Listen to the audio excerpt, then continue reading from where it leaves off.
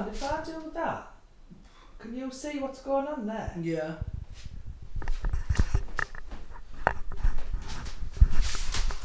Should have a remote control for it.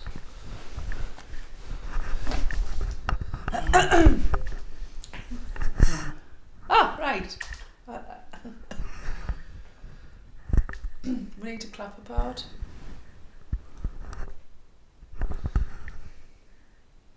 I went upside down there. It's made me dizzy. Say action, please. Action.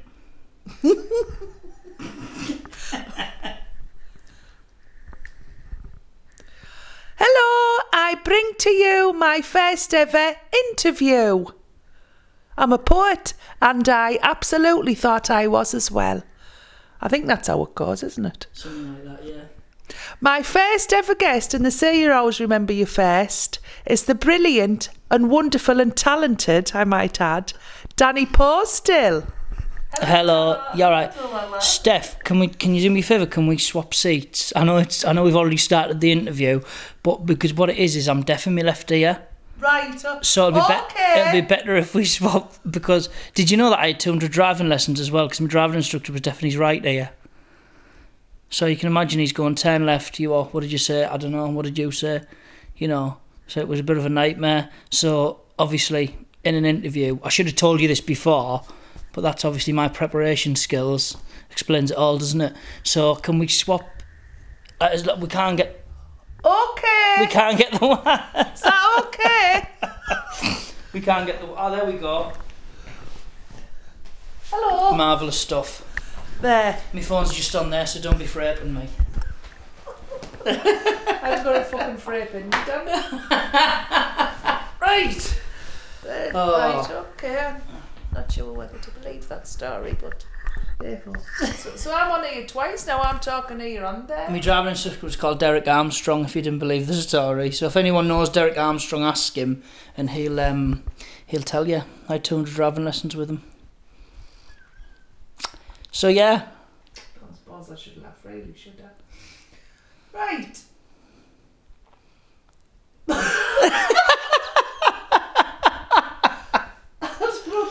It started really well, this, hasn't it?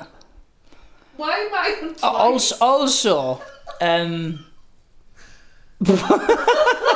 you know what this reminds you of? You know when you used to watch Beatles about, and they'd show the video back, and then there'd be a person in the corner going, oh my god, you know? That's what I love. Yeah, that's what you like. Oh my god, I can't believe I asked him not. I don't think I need this. No, I don't think you need it, no. That was if I was behind the camera. Yeah, that's what it was, wasn't it? Yeah. If I stop this, will it stop that? No, it won't stop that, I don't think. Is it wet? Do you know what to turn it off? It's not turning off. People don't believe me when I say I can't turn God, it I bet off. the production team at ITV are shitting themselves. Shove this friggin' mic up your bottom again. Don't do that. I'll have to go to the toilet again. I've used Steph's toilet about 10 times today. Apple cider vinegar, that's what it is. Why are you taking apple cider vinegar? Because I'm trying to lose a bit of weight, so I'm trying to get myself fit. And apparently I think it was a girl in a university, she was experimenting with loads of different things, and she lost something like 23 pounds in 3 weeks, or 2 weeks or something like that. It's meant to be really good. So they sell it in Holland and Barrett for a tenner, so I've given it a go. And it is working, but I spend more on toilet roll than I do on my weekly shop now, that's the only thing. Okay. But it works. Want to put that down there? Just put it, yeah. Can we have a view of something else? Just get the dog, just a bit of camera of the dog, and the dog's just staring at us like that. We'll put it there, and then if there's any orbs or something in the background, we'll have a card on camera. Yeah, we will, yeah. So it's sort of like a mixture of an interview or a paranormal investigation as well. Yeah, so that's good. We do a mixture of everything, don't we? Yeah. And then your next interview is going to be with Derek Agora, I can imagine. Because it just took off this first interview. We've seen 6 ghosts. We need to interview Derek Agora next time. Or Sally Morgan. That reminds me, Morgan, do you like rum? I love rum. And why do I ask this? I don't know. Why do you ask that? Is there something? Is there a story about me with rum? Is it because it rhymes like with something? Why might I be asking you about rum? Do you think?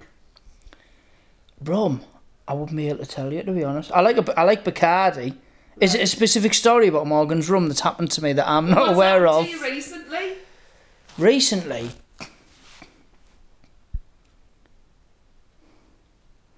I don't know. This is like, you know, when you're a kid and your mum brings a friend round and she goes, "Go on, do your thing." Do your thing. And you go on, what thing? And you don't have a clue what your mum's... Because you've done something like 2 days ago and your mum thought it was hilarious, so she's trying to ask you to do it again. But as a kid, because you just like mess around all the time, you didn't know what you'd done. And then you try and do it again and you just mess it up and your mum goes, "Sorry about that, Janet. It was funny when he done it the other night." You know what I mean? It's sort of like that, isn't it? It's even worse than that, and I'll tell you for why. Come on then. You didn't do it. It was Ian the other night. Oh, right. When I done the gig at the Oak the other night, Ian got off his tit ends on Morgan's rum. Oh, did he? But I don't know why. I thought it was you. Well, all bald people look the same, don't we, Steph, to be honest? It was you at the time. I was just thinking then when we mentioned rum. Anyhow. Right, so how did you get into doing impersonations? I got Is it impersonations or impressions? Impressions, impersonations, same type of thing. Bobby Davro told me this thing. He said there's a difference between a mimic and an impressionist. And I said, well, what's that then? He said an impressionist becomes the person. He said and a mimic just does the voice, which I thought was very interesting actually. But when I like to do it, I like to become the person because I like to do the mannerisms and everything else, you know. Like my most recent one, I've started to do Boris Johnson, and one of the thing is with Boris, he does the whole thing with his hands like this. It's very important to get the whole mannerisms right and the timing in between each word. You know. So I think I prefer to be an impressionist as opposed to a mimic. But then I suppose the only thing you can mimic, because you can't really do the mannerisms at the cartoon characters, because it's difficult to impersonate cartoon characters and do all the actions. It's a flat. Basically, yeah. It's like Peter Griffin from Family Guy. You know, "Hey Lois," and he does all that. But like, I try and sort of become Peter, but it's difficult to become a cartoon character because deep down, you know, there's a man behind a screen doing the voice. You know. All right. So, but I started doing it when I was a kid. I used to do impressions of the teachers.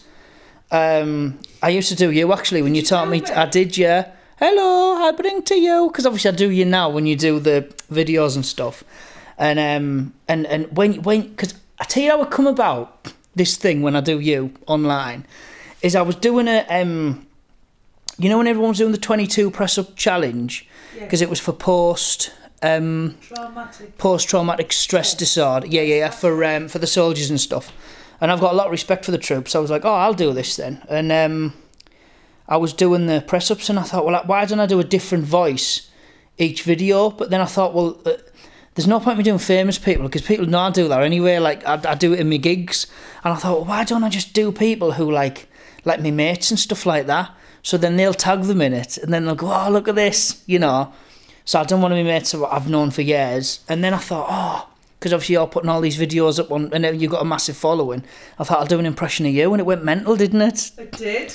And then I was doing the, I'm now going to do, my darlings, 22 press-ups. And I was putting all your catch for it, Sarah Millican. I was, hello, I'm now going to do 22 press-ups. Sarah Millican doing an impression of you. How good would that be? Hello, I bring to you, Ian's doing me fucking head in pet. No, so that's how it came about. So that's how it came about. And, yeah, so it was teachers, and then it just sort of... because I wanted to be a footballer originally. I used to play for Hartlepool and I got released. And I remember I was sat there in the... when I was getting released, and I knew I was gone, to be fair.